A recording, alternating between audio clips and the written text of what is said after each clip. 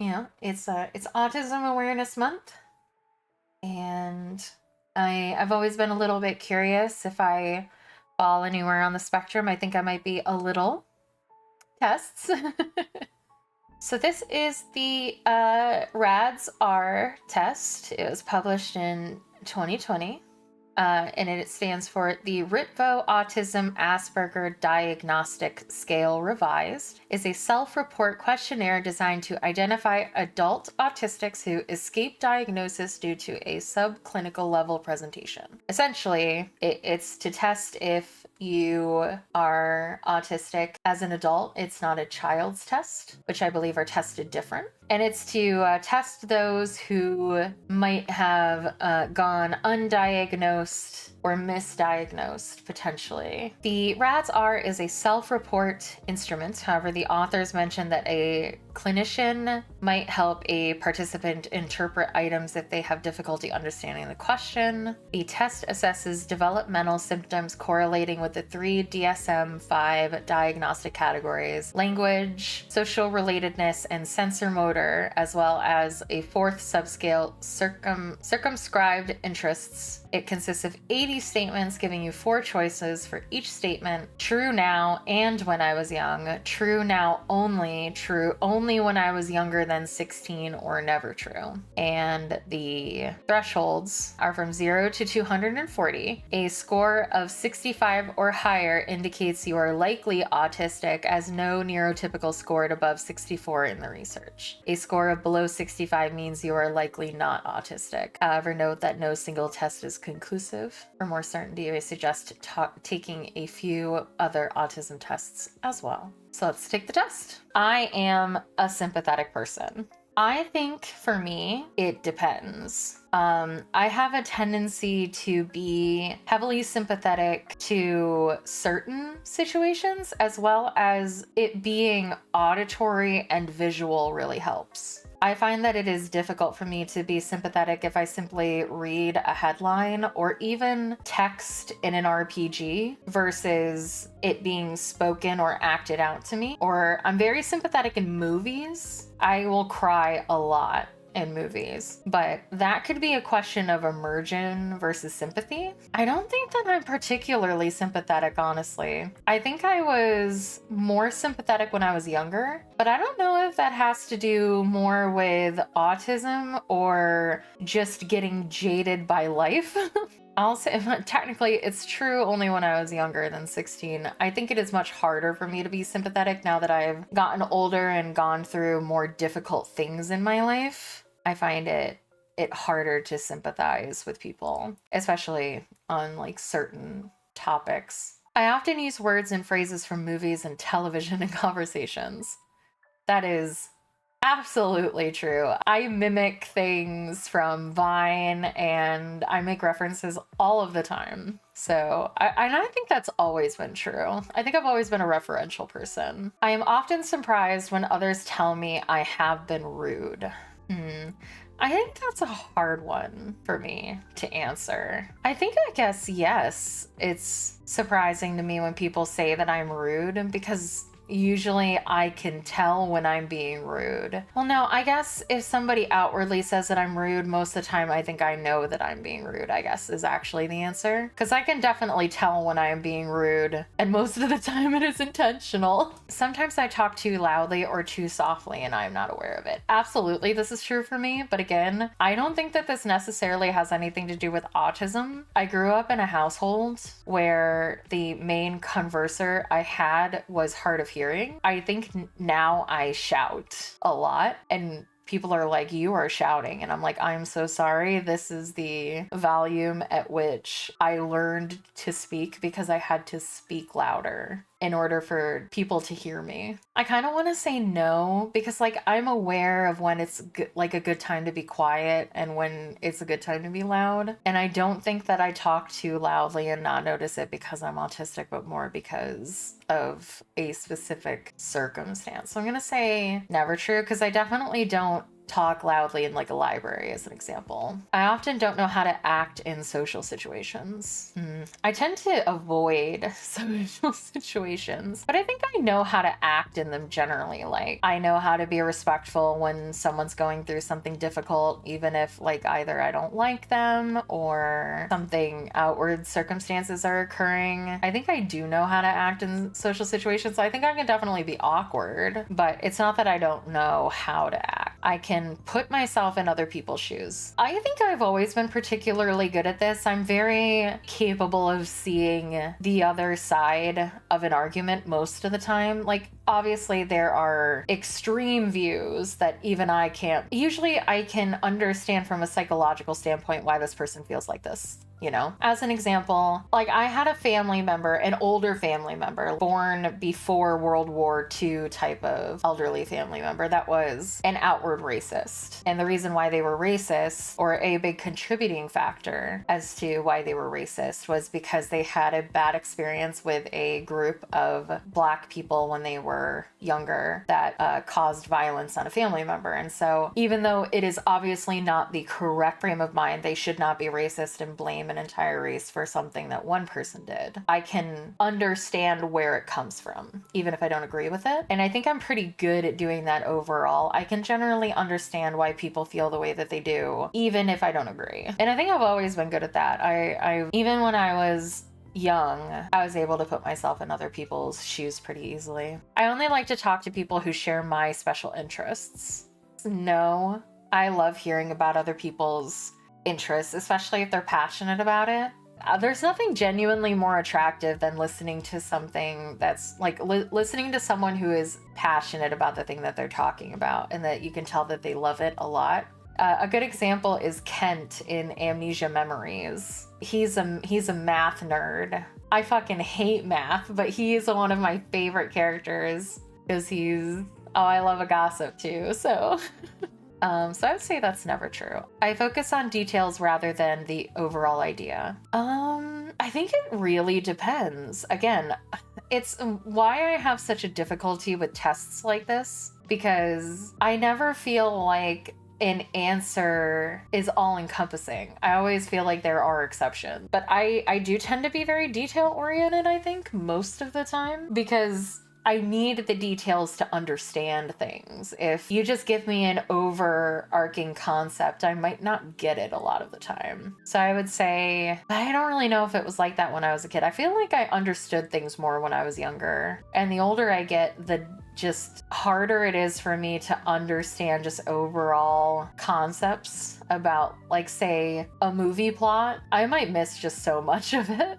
I'll say true only now because I can't remember if I was like that when I was a kid. I always notice how food feels in my mouth. This is more important to me than how it tastes. Yes, I am a texture freak.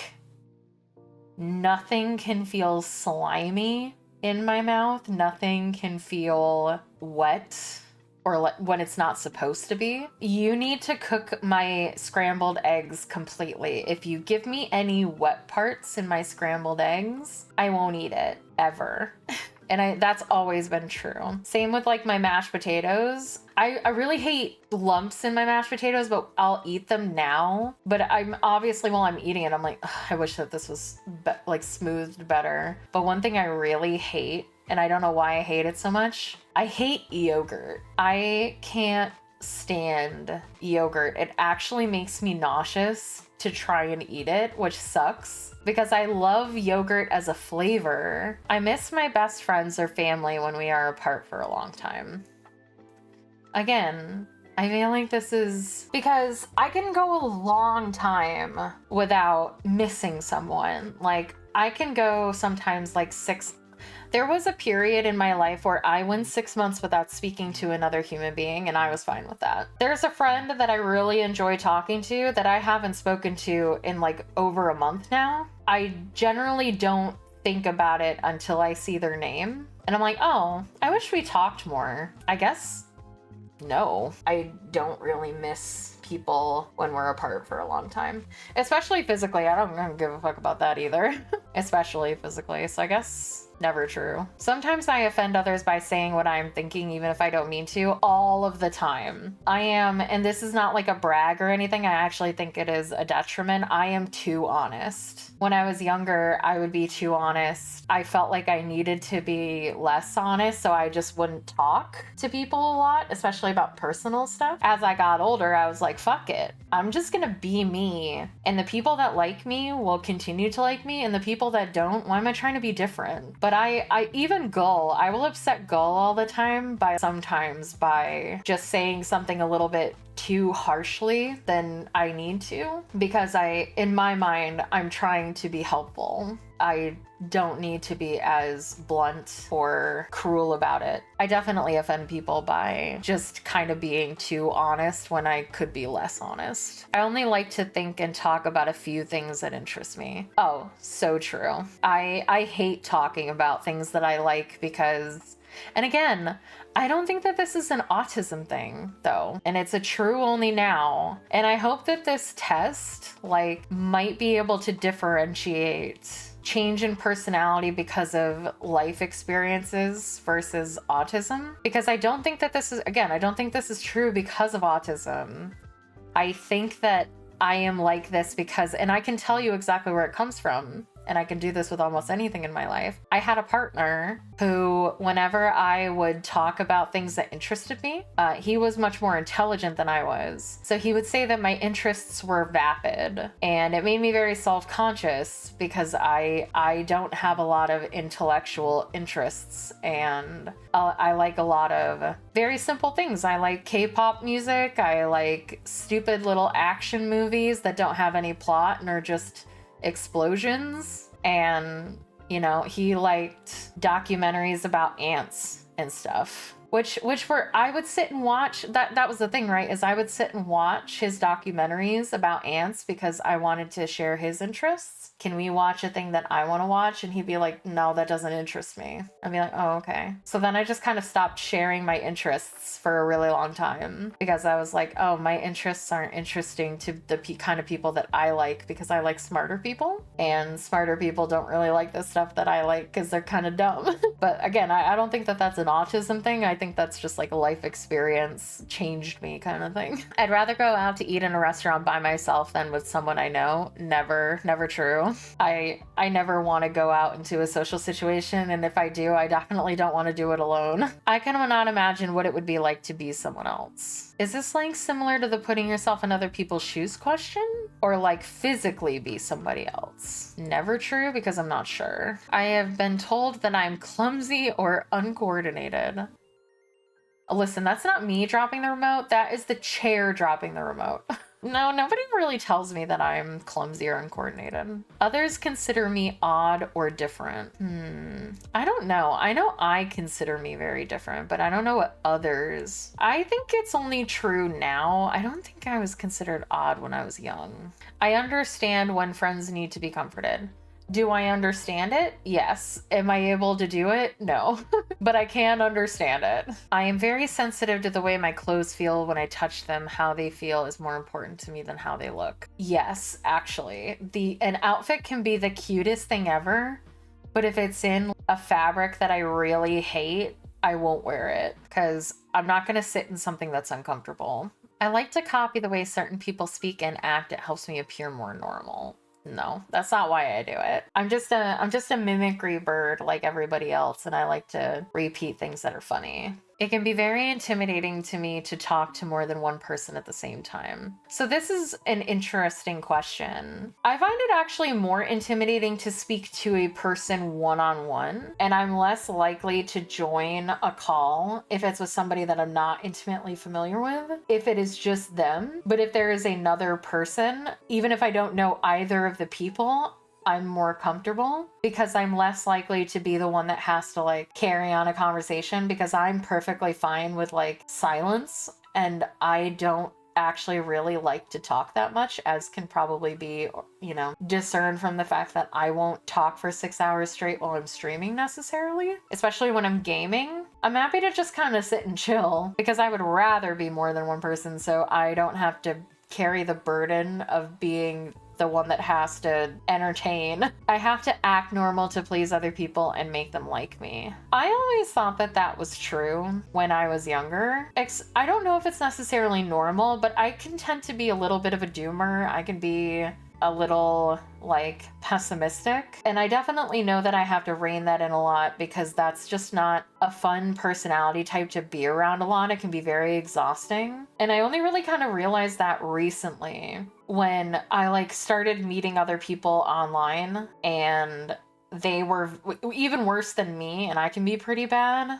And it's like, man, it's not fun talking to you because you just, the vibes are just bad. No, it is not you, Pedro, stop. And, you know, there are just some people where they just, you ask them, how are you? And they never have a positive thing to say, which like sucks. You don't want them to feel that way, but also like it gets a little tiring if the answer is just never like, yeah, I'm doing good. It's just like it can get exhausting, and it makes me not want to ask how they are, because it's like I know what the answer is going to be, and it's going to be negative, and I can bring down my own vibes. I don't need help. I think there definitely is a part of having to quote unquote act normal, but I think it's a normal amount that like sometimes you do have to say I'm fine even if you're not, just to not bring down the vibes. And I think that that's a normal amount of acting normal, so I'm gonna say never true. Meeting new people is usually easy for me. No, and it has never been true. Not once in my whole life has it been easy to meet new people. I get highly confused when someone interrupts me when I am talking about something I'm very interested in.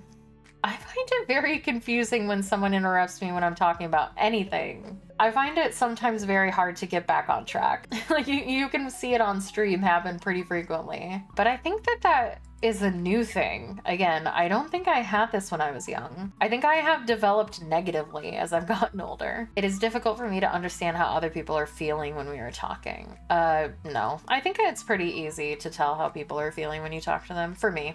Obviously. I like having a conversation with several people, for instance, around a dinner table, at school, or at work. Again, same thing, always been true, because I don't like the responsibility of entertaining a person one-on-one. It is very difficult for me to understand when someone is embarrassed or jealous. I don't think so. Some ordinary textures that do not bother others feel very offensive when they touch my skin. All right, chat. Does anybody here like the feeling of felt? Because that will help me answer this question. Is felt an ordinary texture? Do people ever like it? I hate felt. Felt's the worst. Okay. The true and when I was young. I fucking hate felt so much. Okay, have you ever felt the top of a billiards table or a pool table, Petro? That's felt. Felt's awful. I hate the feeling of felt, and I hate the feeling of velvet. Both of those textures suck, and it actually gives me the heebie-jeebies. I hate felt so much. I get extremely upset when the way I like to do things is suddenly changed. Yes, I hate change. I hate change so much. Even I literally had to cancel stream that one time because we were trying to make a reference sheet for the other season character designs, and we just couldn't get winter right. And I was like, no, I hate when things change. I hate when things break. Yes. Oh yeah, and when we changed the parameters and everything went crazy, I was like, nope, do not like.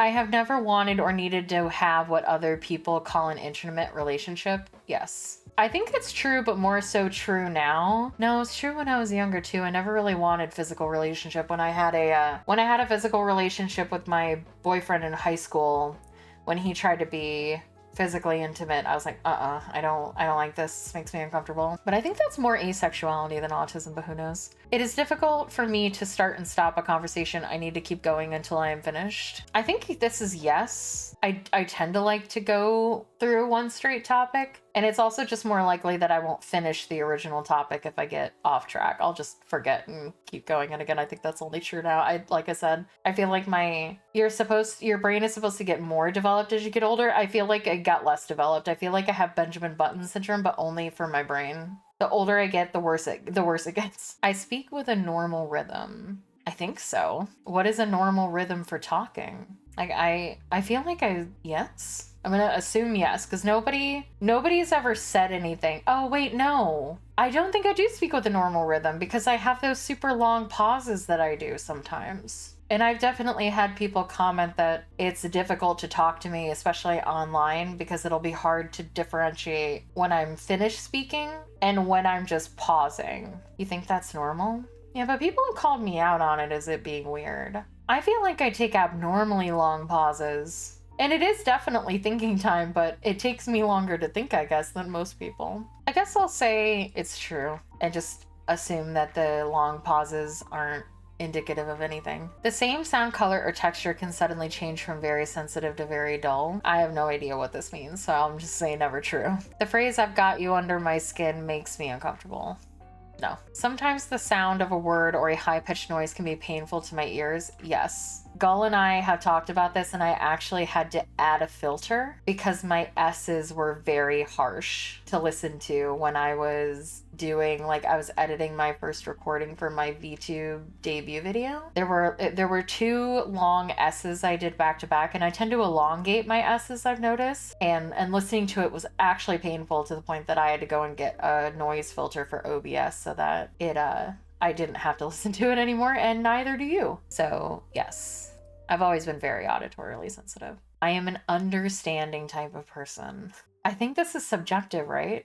How do you know if you're understanding or not? Unless somebody else like says you're understanding.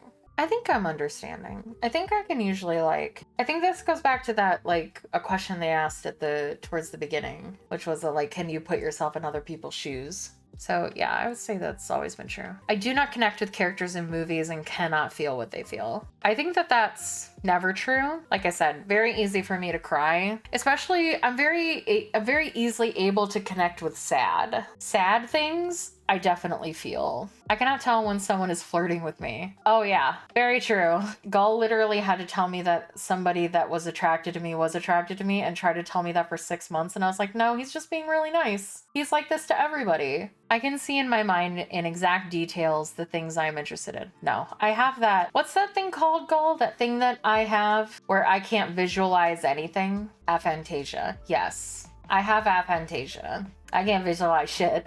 I keep lists of things that interest me even if they have no practical use. I do. When I feel overwhelmed by my senses, I have to isolate myself to shut them down. I don't get overwhelmed very easily. And when I do get overwhelmed, I definitely don't go and isolate myself. I usually don't stop if something's making me overwhelmed. I usually will just kind of deal with it. I like to talk things over with my friends. I mean, I'll talk to my friends, but I don't feel like I would need to talk to people about specific things, but I do like to get people's advice. So I would say that's true, but mostly now. No, I do like a good vent. I do like a good rant. So I will say yes. I cannot tell if someone is interested or bored with what I am saying. I would say that I can't tell because I just kind of always assume that and I don't mean this to sound as negative as it does. I just kind of always assume that people are bored because my interests aren't that interesting. And I tend to be very long-winded, as you can probably tell from this right here. It can be very hard to read someone's face, hand, and body movements when they are talking. Not true. The same thing, like closer temperatures, can feel very different to me at different times. No. I feel very comfortable with dating or being in social situations with others. No, not true. Never been true. No, that's not true.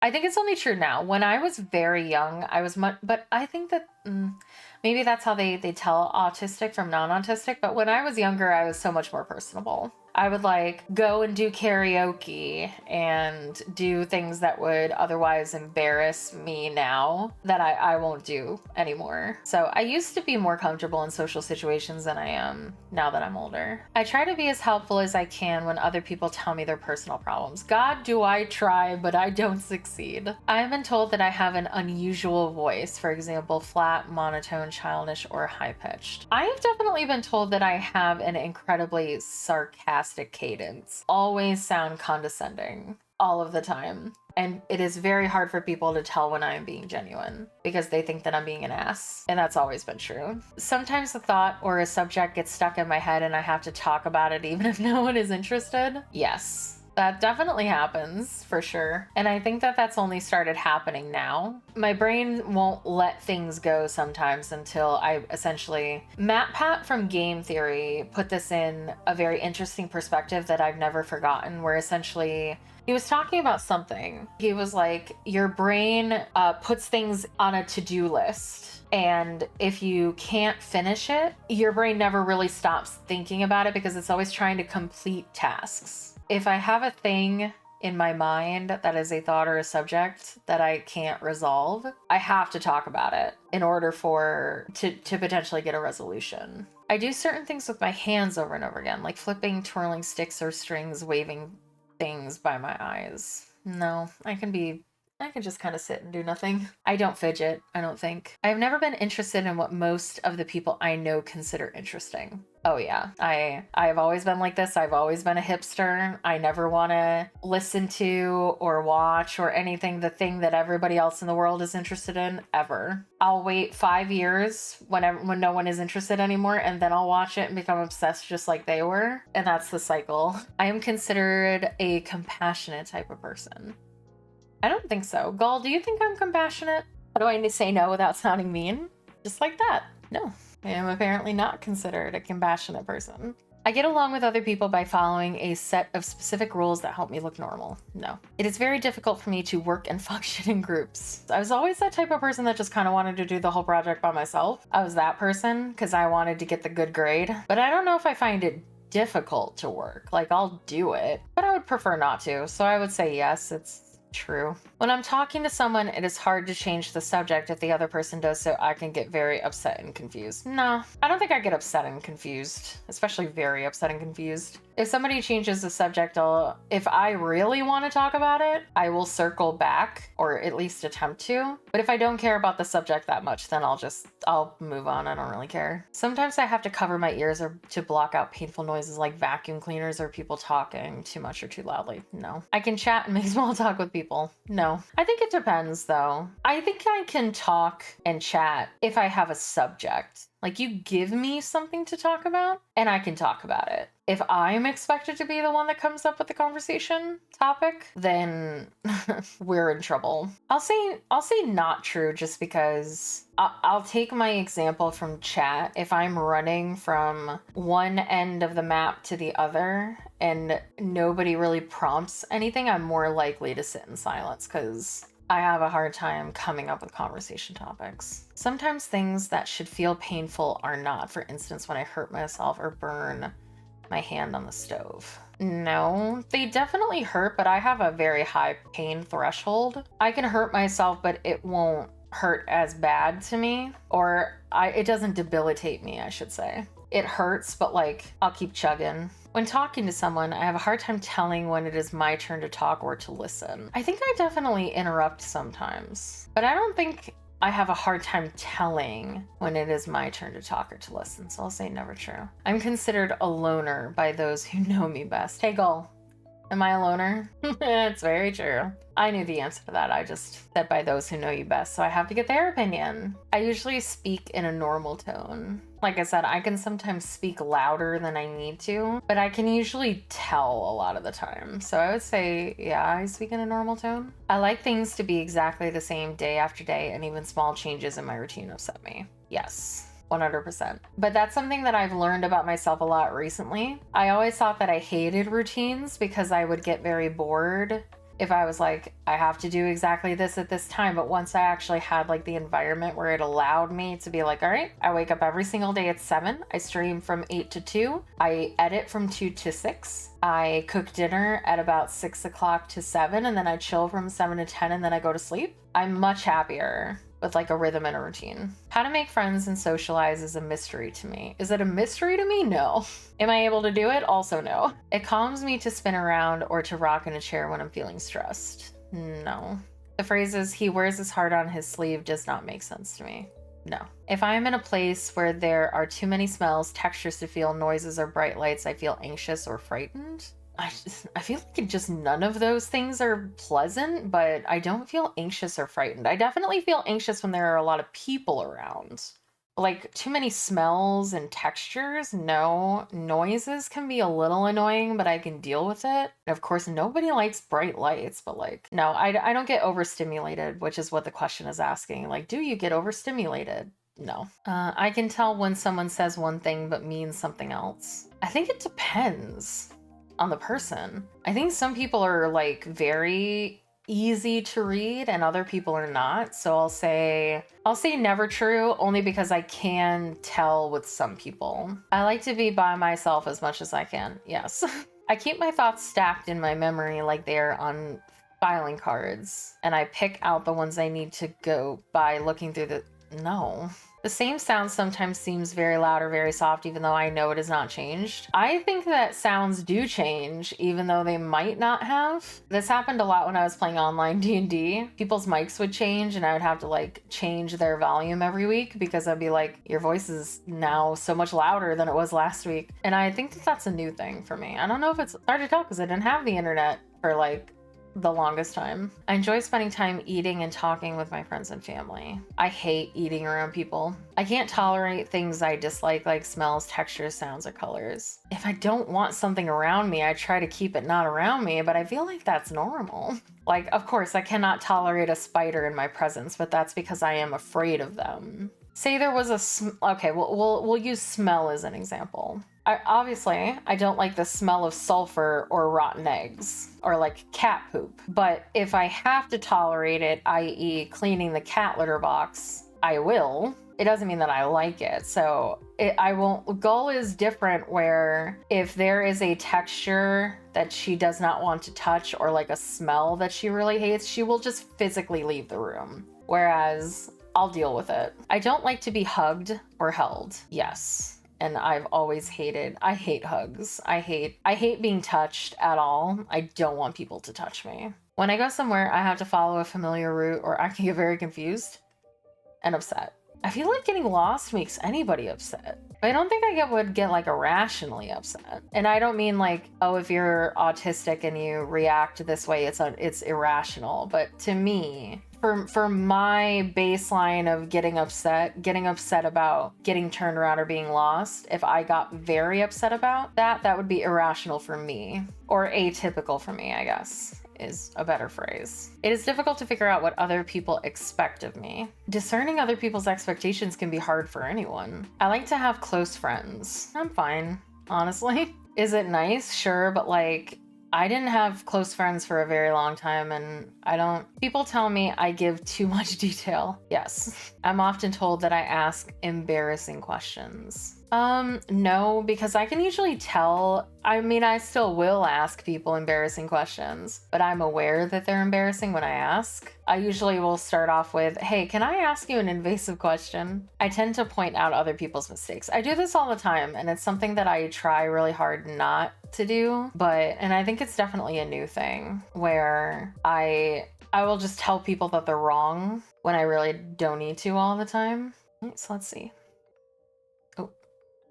I did. I got 100. Stronger indications of autism, although non-autistics may score as high. That's genuinely surprising to me because I didn't think I was even a little autistic. So yeah, I seem to be interesting. I genuinely didn't think I was going to get this high because I thought I would get like in the 50s maybe. I thought I would definitely get below 65, so that's interesting. It seems to be like the average score of autistic people is about 130. It says non-autistics may score this highly, so obviously one test isn't going to tell you one way or the other. So I could still be non-autistic because non-autistics have scored this high.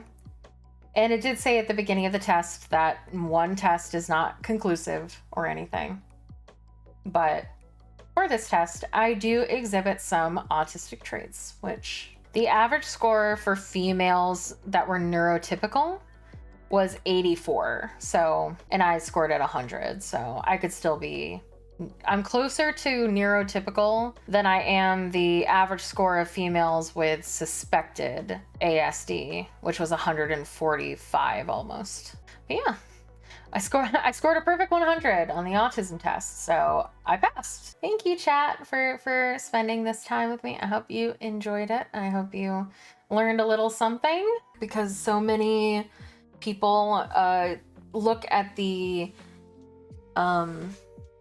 advanced, or I don't know what you would call it, but the potentially extreme instances of autism, not being able to speak at all when you were a child, tantrums, things like that. And, they forget that it is a wide spectrum.